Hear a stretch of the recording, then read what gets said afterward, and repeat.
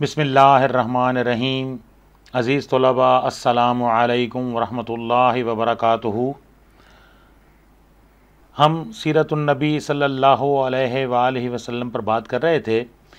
پچھلے ہفتے میں نے آپ کی خدمت میں نبی کریم صلی اللہ علیہ وآلہ وسلم نے جب اعلان نبوت کیا تو اس کے بعد جو خفیہ تبلیغ کے 3 سال ہیں وہ اس کے بعد آپ نے اعلانیہ تبلیغ کی، یہ ہم نے پڑھا تھا، اور اس کے بعد ہم وہاں ذرائع کے انداز بھی ہم نے اس کو بھی ڈسکس کیا تھا، اور مشرکین نے جو پیشکش کی وہ بھی آپ کو تفصیل سے بتائی تھی، اور ظلم اور ستم کی انتہا ہو گئی، اور اتنی انتہا ہوئی کہ نبوت کا جب 5واں سال آتا ہے تو اس کے درمیان تک تو یہ ظلم حد سے بہت زیادہ بڑھنے لگا، اور اس پر قرآن نے بھی تبصرہ کیا، اور ان کے ذہن میں یہ بات تھی کہ یہ آہستہ آہستہ یہ کم ہوگا، لیکن چونکہ آپ نبی کریم صلی اللہ علیہ وآلہ وسلم کی دعوت سے لوگ دار اسلام میں داخل ہونے لگے، تو اب پھر یہ پلان بنایا کہ آپ نبی کریم صلی اللہ علیہ وآلہ وسلم نے بھی سفارت کاری کی، اور اس پر رجب سن 5 نبوی میں صحابہ کرام کے پہلے گروہ نے حبشہ کی طرف ہجرت فرمائی۔ تو روایات کے مطابق اس میں تقریباً 12 مرد اور 4 خواتین تھیں۔ حضرت عثمان بن عفان رضی اللہ تعالیٰ عنہ اس قافلے کے امیر تھے، اور ان کے ہمراہ نبی کریم صلی اللہ علیہ وآلہ وسلم کی صاحبزادی حضرت رقیہ رضی اللہ تعالیٰ عنہ بھی ساتھ تھیں۔ تو آپ نبی کریم صلی اللہ علیہ وآلہ وسلم نے ان کے بارے میں ارشاد فرمایا کہ حضرت ابراہیم اور حضرت لوط علیہ السلام کے بعد یہ پہلا گھرانہ ہے جس نے اللہ کی راہ میں ہجرت کی۔ آپ نبی کریم صلی اللہ علیہ وآلہ وسلم کے حکم سے جب یہ قافلہ حبشہ پہنچا تو وہاں پر نجاشی نے مسلمانوں کے ساتھ اچھا سلوک کیا، یہ ساری چیزیں آپ کے علم میں ہیں۔ اچھا، اب ایک واقعہ پیش آتا ہے، یہ تک رمضان شریف کا واقعہ ہے کہ آپ نبی کریم صلی اللہ علیہ وآلہ وسلم حرم شریف تشریف لے گئے، تو وہاں پہ قریش کا ایک بڑا مجمع تھا۔ آپ نبی کریم صلی اللہ علیہ وآلہ وسلم نے اچانک کھڑے ہو کر سورہ نجم کی تلاوت شروع کر دی۔ تو ان کفار نے پہلے تو عموماً قرآن مجید صحیح طرح سے نہیں سنا تھا، اور اگر سنتے بھی تھے تو جیسے قرآن خود اس پر اللہ تعالیٰ کا بھی ارشاد ہے کہ وہ اس پر شور کرتے تھے اور اس کو اپنے کانوں تک نہیں پہنچنے دیتے تھے، لیکن اس بار ایسا ہوا کہ آپ نبی کریم صلی اللہ علیہ وآلہ وسلم نے چونکہ اچانک تلاوت شروع کی تھی تو ان کے کانوں میں ایک ناقابل بیان رعنائی اور دلکشی اور عظمت لیے ہوئے کلام الہی کی آواز پڑی، تو انہیں کچھ ہوش نہ رہا، اور سب کے سب اللہ کے کلام کو بغور سننے لگے، اور یہاں تک کہ آپ نبی کریم صلی اللہ علیہ وآلہ وسلم نے جب یہ آیت کی تلاوت کی کہ فَاسْجُدُوا لِلَّهِ وَاعْبُدُوا، یعنی اللہ کے لیے سجدہ کرو اور اس کی عبادت کرو، تو اسی کے ساتھ ہی جیسے ہی آپ نے سجدہ فرمایا تو کسی اور کو بھی اپنے اوپر قابو نہ رہا، اور سارے کے سارے سجدے میں گر پڑے۔ اچھا، یہ ایک واقعہ رونما ہوا۔ اب بعد میں مشرکین مکہ کو جب وہ سنبھلے تو انہیں پتہ چلا اوہو یہ ہم سے کیا ہو گیا، تو اب یہ خبر حبشہ میں جب پہنچی تو وہ اس طرح پہنچی کہ لوگوں نے اسلام قبول کر لیا ہے، کہ سب مکہ کے لوگوں نے اسلام قبول کر لیا، سارے سجدے میں گر گئے۔ تو اس پر وہ لوگوں نے سمجھا کہ شاید حالات بہتر ہو گئے، تو وہ اب واپس آ گئے۔ جب وہ واپس آتے ہیں تو اب حالات تو اس طرح سے نہیں تھے۔ اب مشرکین مکہ نے اب خاص طور پر جو مہاجرین حبشہ جو واپس آئے تھے، اب ان پر ظلم اور ستم کی مزید انہوں نے انتہا کر دی۔ تو اب پھر دوسری ہجرت حبشہ ہوتی ہے۔ اب اس میں روایات میں آتا ہے کہ تقریباً 82 یا 83 مرد تھے جنہوں نے ہجرت کی، تو تقریباً روایات میں آتا ہے کہ 18-19 عورتیں بھی اس میں شامل تھیں۔ تو علامہ منصور پوری رحمۃ اللہ علیہ نے عورتوں کی تعداد 18 ہی لکھی ہے، اور یقین کے ساتھ لکھی ہے۔ خیر، اب مہاجرین حبشہ کے خلاف قریش مکہ جو ہیں وہ سازش کرتے ہیں. کیا سازش کرتے ہیں کہ وہ کہتے ہیں کہ اب ایک ہم کیا کرتے ہیں کہ ادھر جاتے ہیں حبشہ میں اور وہاں پہ جا کے ہم سفارتکاری کرتے ہیں اور جو مسلمان وہاں پہ گئے ہیں تو ان کو ایک ہم سفارتکاری کے ذریعے سے ان کو واپس لاتے ہیں. تو انہوں نے جناب ایک اس کے لیے مہم بھی چلائی اور تحفے تحائف بھی لیے اور وہاں پہ پہنچے نجاشی کے پاس اور نجاشی کے پاس پہنچ کے انہوں نے ان کو درخواست کی کہ جناب ہمارے جو لوگ ہیں یہ مکہ سے آئے ہیں تو آپ مہربانی کریں تو انہیں ہمارے حوالے کر دیں. تو پہلے سے انہوں نے اس کے جو مشیر ہیں وزیر ہیں مشیر ہیں ان کے ساتھ پہلے کو چونکہ ان کو تحائف بھی دیے ہوئے تھے اور ظاہر ہے بادشاہ جو ہوتے ہیں وہ زیادہ تر وزیروں مشیروں کے سر پہ چل رہے ہوتے ہیں. تو انہوں نے کہا بس آپ آ جائیں اور بادشاہ ہم سے مشورہ کرے گا تو ہم بھی ان کو کہیں کہ جناب ٹھیک ہے. تو نجاشی نے جب بات کی وزیروں مشیروں سے پوچھا تو وزیروں مشیروں نے بھی یہی مشورہ دیا کہ جناب بالکل اب آپ ان کو واپس بھیج دیں ان کے ساتھ بھیج دیں. لیکن نجاشی چونکہ ایک عادل حکمران تھا اور یہ انصاف کا تقاضا تو یہ تھا کہ دونوں فریقین کا موقف سنا جائے. تو اب نجاشی نے دونوں کو بلا لیا. جب یہ دونوں اکٹھے ہوئے اور نجاشی نے ان کا موقف سنا اور پھر مسلمانوں سے پوچھا تو مسلمانوں نے یہ طے کر لیا تھا کہ جو بات کریں گے وہ سچ بات کریں گے. ہم کوئی ایسی بات نہیں کریں گے, جھوٹ تو بالکل بھی نہیں بولیں گے چونکہ اسلام میں جھوٹ کی ممانعت ہے. بھلے اس میں ظاہر ہے ہماری جو مرضی ہو جائے حالات جیسے بھی ہوں نتائج جو بھی ہوں لیکن ہم جھوٹ نہیں بولیں گے. تو نجاشی نے اب ان سے متعلق اسلام کے متعلق پوچھا تو حضرت جعفر طیار رضی اللہ تعالیٰ عنہ نے ایک شاندار خطبہ ارشاد فرمایا. آپ نے سب سے پہلے تو یہ کیا کہ اسلام سے پہلے کے جو کام تھے وہ گنائے کہ جناب اسلام سے پہلے ہم بت پرستی کرتے تھے, ہم جھوٹ بولتے تھے, ہم یہ کام کرتے تھے, ہم شراب یہ جو بھی وہاں پہ برائیاں جیسے میں نے پہلے ڈسکس کی ہیں. تو ان سارے اس کے بعد انہوں نے کہا کہ اس کے بعد آپ نے نبی کریم صلی اللہ علیہ وآلہ وسلم کا تعارف کرایا کہ پھر ہمارے اندر ہم ہی میں سے ایک نبی آئے ہیں جو کہ صادق اور امین ہیں اور ان کے کردار کی بات کی اور ان کے حوالے سے جو تفصیلات ہیں وہ ان کی خدمت میں پیش کیں. تو اب اس پر نجاشی نے کہا اچھا جو تو آپ کے پیغمبر یعنی قرآن مجید کی بات ہوئی کہ کیا وہ جو لائے ہیں تو وہ کیا آپ کے پاس ہیں. تو حضرت جعفر طیار رضی اللہ تعالیٰ نے فرمایا جی بالکل ہیں. تو جب حضرت جعفر طیار رضی اللہ تعالیٰ عنہ نے قرآن مجید کی آیات میں سے سورہ مریم کی آیات تلاوت فرمائیں تو روایات میں آتا ہے کہ نجاشی رو پڑا, اس کی آنکھوں سے آنسو جاری ہو گئے. اب یہ تو بڑے پریشان تھے چونکہ یہ تو بڑی بڑی باتیں کر کے آئے تھے مکہ سے کہ جناب بس یہ تحائف لے دو اور ہم جانے اور ہم جناب لے کے آئیں گے. تو اب انہوں نے کہا رات کو جناب اب کہتے ہیں اب کیا کریں, یہ تو سارا کام جو ہے وہ تو اب ہم وہاں جا کے کیا بتائیں گے. تو اس پر پھر ان کے ذہن میں ایک اور ترکیب آئی اور انہوں نے یہ کہا کہ اس طرح کرتے ہیں کہ پھر وزیروں مشیروں کے پاس گئے اور کہا کہ جناب آپ ہمیں ایک بار پھر ہماری ملاقات کروا دیں نجاشی کے ساتھ. تو اب نجاشی کے ساتھ جب دوبارہ ملاقات ہوتی ہے تو اس میں وہ یہ ایک نئی بات کرتے ہیں کہ چونکہ چلیں ہم تو کافر ہیں تو آپ تو عیسائی ہیں نا. نجاشی کی حکومت چونکہ عیسائیوں کی حکومت تھی تو ان سے ذرا پوچھیں مسلمانوں سے یہ عیسائیوں کے بارے میں ان کا کیا عقیدہ ہے.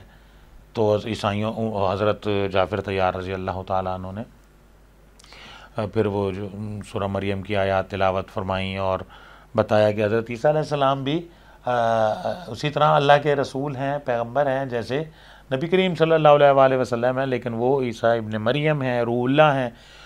تو اس سے نجاشی مطمئن ہو گیا اور کہا کہ ایک دن کے سے بھی زیادہ نہیں ہے حضرت عیسیٰ علیہ السلام جو یہ بتا رہے ہیں. اور اس کے بعد انہوں نے مشرکین مکہ سے کہا کہ آپ یہاں سے جائیں اور مسلمانوں کو کہا کہ آپ یہاں پہ سکون سے رہیں تو آپ کو کوئی یہاں پر تنگ نہیں کرے گا.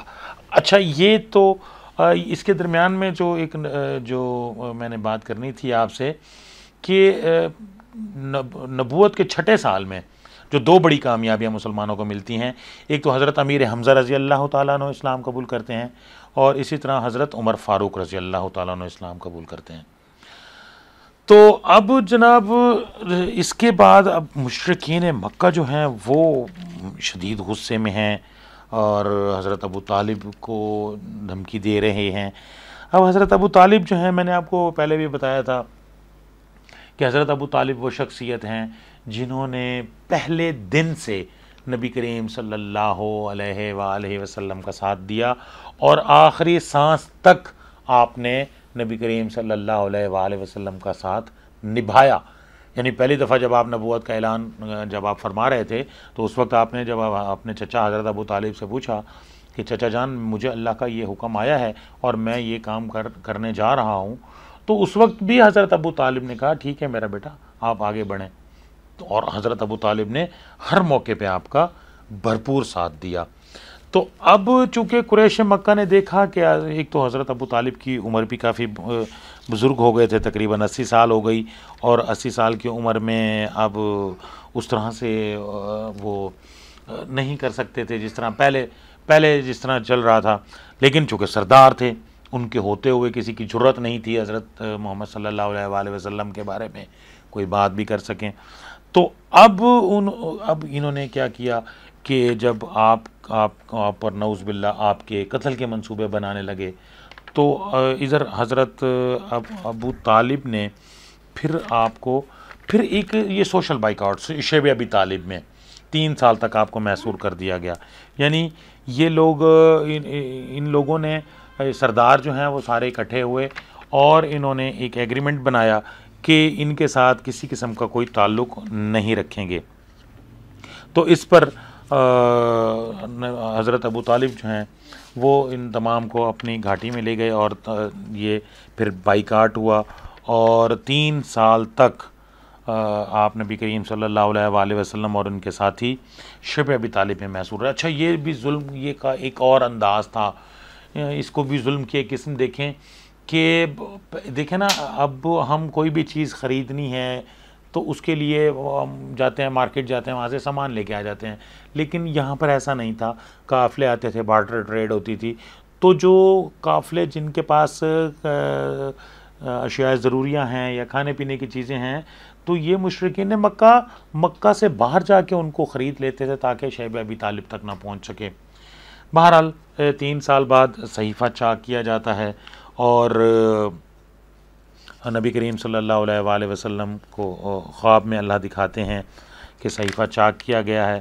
تو آپ جب یہ بات حضرت ابو طالب سے کرتے ہیں تو حضرت ابو طالب پوچھتے ہیں کیا واقعی ایسا ہے بھتیجے؟ تو اس پر نبی کریم صلی اللہ علیہ وآلہ وسلم بالکل فرماتے ہیں چچا جان بالکل ایسے ہی ہے، نبی کا خواب سچا ہوتا ہے۔ تو اس پر آپ ان کے ساتھ گئے، حضرت ابو طالب گئے اور جا کے ابو جہل سے بات کی، اور وہ دیکھا تو واقعی وہ جو صحیفہ تھا وہ اس کو دیمک چاٹ گئی تھی، سوائے اللہ کے نام کے اور کوئی نام نہیں لکھا ہوا تھا، اور کوئی چیز لکھی ہوئی باقی نہیں تھی۔ تو بہرحال یہ سوشل بائیکاٹ ختم ہوتا ہے، لیکن پھر بھی ظاہر ہے اسی طرح کی حالات جو ہے نا وہ اسی طرح سے ہی ہیں۔ اب ہم جا رہے ہیں آگے عام الحزن کی طرف۔ عام الحزن کسے کہتے ہیں؟ غم کا سال۔ اب اس میں یہ 2 ایسی شخصیات جنہوں نے نبوت کے اعلان سے لے کے اور اب تک جتنی بھی پرابلمز آئی ہیں، مشکلات آئی ہیں، آپ نبی کریم صلی اللہ علیہ وآلہ وسلم کا بھرپور ساتھ دیا۔ آپ کے ساتھ جیسے حضرت بی بی خدیجہ رضی اللہ تعالیٰ عنہ ہیں یا حضرت ابو طالب ہیں، ان دونوں نے حق ادا کیا ہے آپ کے ساتھ دینے کا۔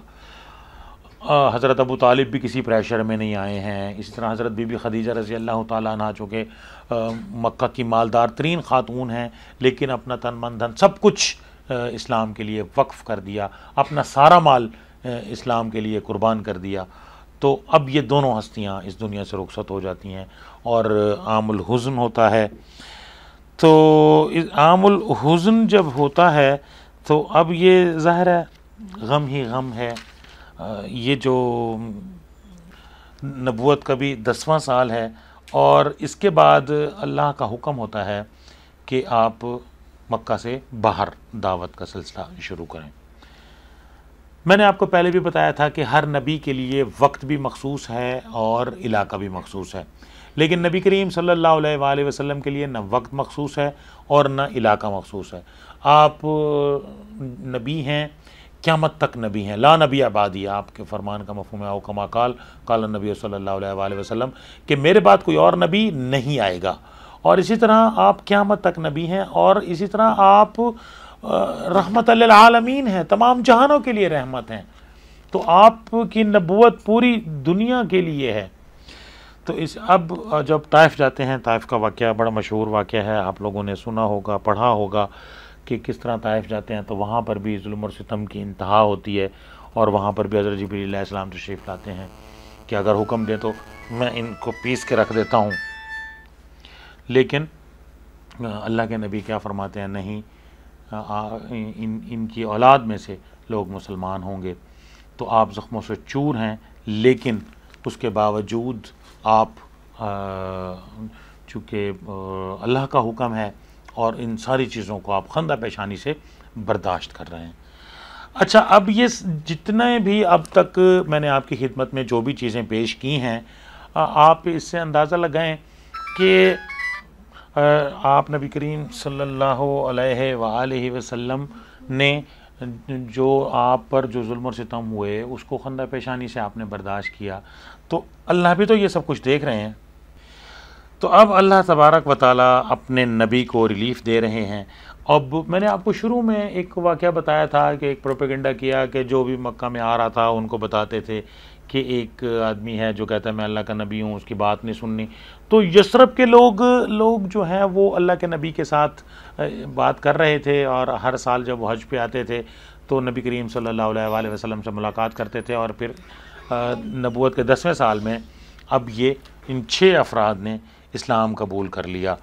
اب آپ دیکھیں کہ اللہ تبارک و تعالیٰ نے دیکھا کہ میرا جو نبی ہے یہ کتنے عرصے سے یہ سارا کچھ چل رہا ہے، تو اب اللہ تبارک و تعالیٰ اپنے نبی کو سیر کرواتے ہیں۔ معراج، واقعہ معراج، قرآن میں بھی اس کا تذکرہ موجود ہے، احادیث میں اس کی تفصیلات موجود ہیں، اور سیرت النبی صلی اللہ علیہ وآلہ وسلم کے حوالے سے جو کتب ہیں، کتب سیرت میں بھی اس کی تفصیلات موجود ہیں۔ تو قرآن اس پر کہتا ہے، اعوذ باللہ من الشیطان الرجیم، بسم اللہ الرحمن الرحیم، سبحان الذی اسری بعبدہ لیلا من المسجد الحرام الی المسجد الاقصی، پاک ہے وہ ذات جس نے سیر کرائی اپنے بندے کو مسجد حرام سے مسجد اقصی تک۔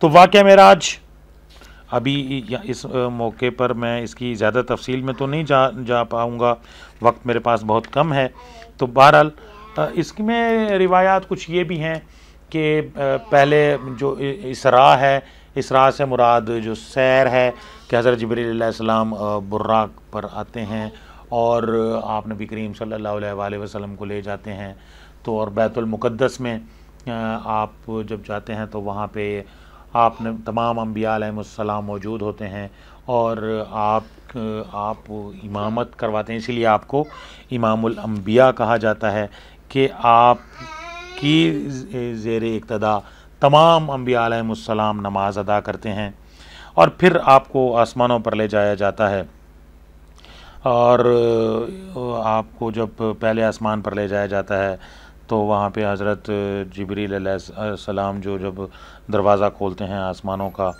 تو کھلواتے ہیں، اور پھر جناب حضرت آدم علیہ السلام سے ملاقات ہوتی ہے، اور پھر دوسرے آسمان پر جاتے ہیں تو حضرت یحییٰ علیہ السلام اور حضرت زکریہ علیہ السلام، حضرت عیسیٰ علیہ السلام سے ملاقات ہوتی ہے، اور اسی طرح پھر تیسرے آسمان پہ حضرت یوسف علیہ السلام پہ ملاقات ہوتی ہے، اور چوتھے آسمان پہ حضرت ادریس علیہ السلام سے ملاقات ہوتی ہے، اور 5ویں آسمان پہ حضرت ہارون علیہ السلام سے ملاقات ہوتی ہے، اور 6ٹھے آسمان پہ آپ کی ملاقات حضرت موسیٰ علیہ السلام سے ہوتی ہے، اور اسی طرح جب آپ 7ویں آسمان پر پہنچتے ہیں تو وہاں آپ کی ملاقات حضرت ابراہیم علیہ السلام سے ہوتی ہے۔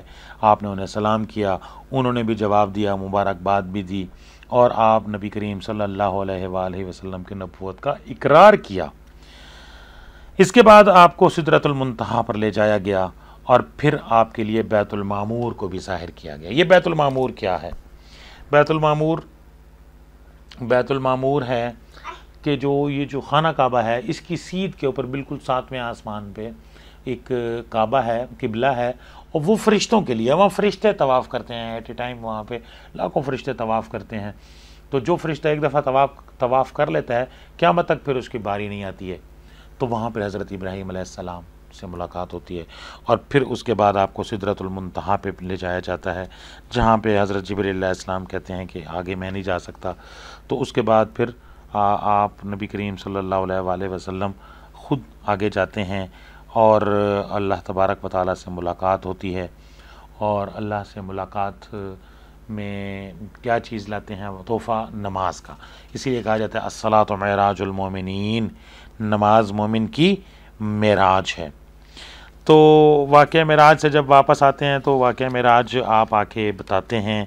اور اب اس کے بعد واقعہ معراج کے بعد بیعت عقبہ اولیٰ یہ 12 نبوی کو ہو رہی ہے.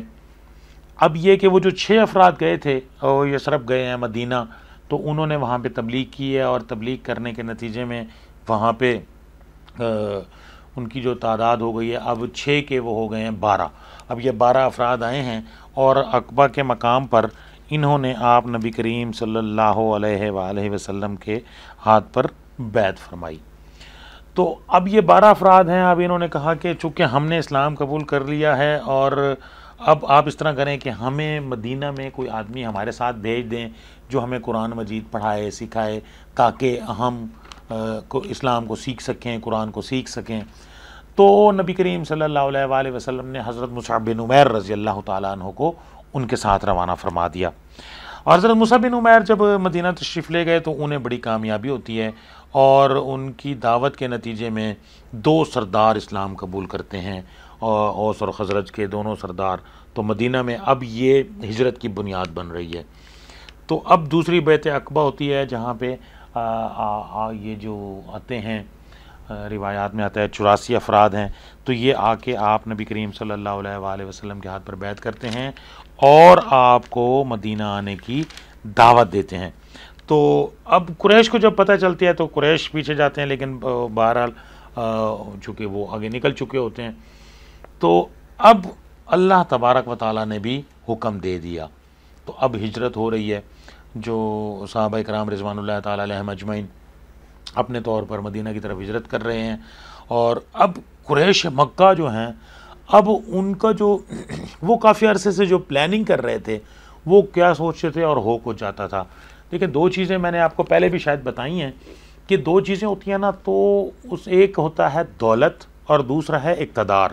تو جن کے پاس یہ دونوں چیزیں ہوں تو وہ کہتے ہیں جو میں کہہ رہا ہوں وہ فوری ہو جائے.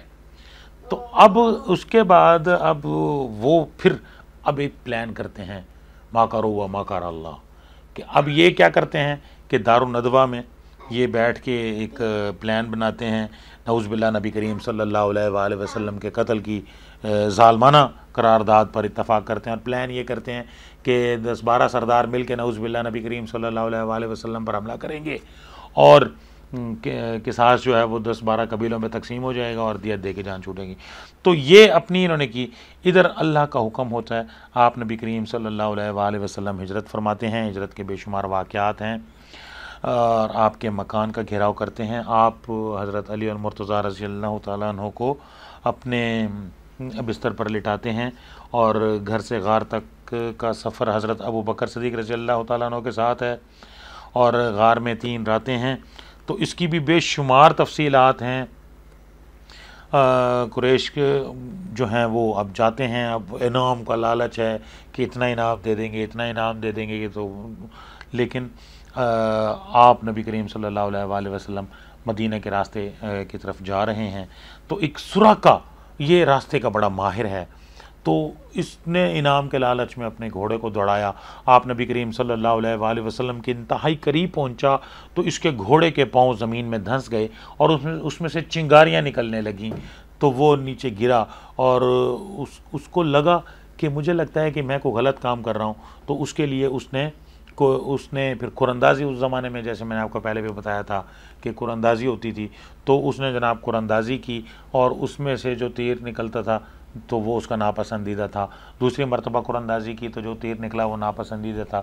جب تیسری مرتبہ اس نے قرآن اندازی کی تو جو تیر نکلا وہ اس کا ناپسندیدہ تھا. تو اس کو یہ پتہ چل گیا کہ میں جو کام کر رہا ہوں یہ غلط کر رہا ہوں. تو اس نے وہ پھر آیا اور نبی کریم صلی اللہ علیہ وآلہ وسلم سے ملا اور وہ خوف میں تھا. تو اس نے کہا مجھے امان لکھوا کر دیں. تو آپ نے اس کو امان لکھوا کر دی اور کہا کہ اس راستے. اب وہ جناب واپس جب گئے تو اب ابو جہل اور وہ سارے آ رہے تھے قریش مکہ. تو انہوں نے دیکھا سراقہ اپنا بندہ ہے. سراقہ سے پوچھا ہاں جی سراقہ کیا خبر ہیں ادھر کی کیا؟ انہوں نے کہا یہ علاقہ کلیئر ہے آئے ادھر جا کے. تو وہ ان کو جناب ابو جہل اور قریش مکہ کو دوسری طرف لے گیا اور اس طرح یہ راستہ جو ہے یہ کلیئر ہو گیا. تو آپ نبی کریم صلی اللہ علیہ وآلہ وسلم کو تشریف لاتے ہیں اور پھر آپ کا مدینہ میں داخلہ ہوتا ہے. تو مدنی زندگی انشاءاللہ یہ 10 سالہ زندگی ہے. تو اس پر انشاءاللہ اگلے لیکچر میں بات ہوگی اور اس وقت تک کے لیے افتخار علی گیلانی کو اب اجازت دیجیے. اللہ حافظ.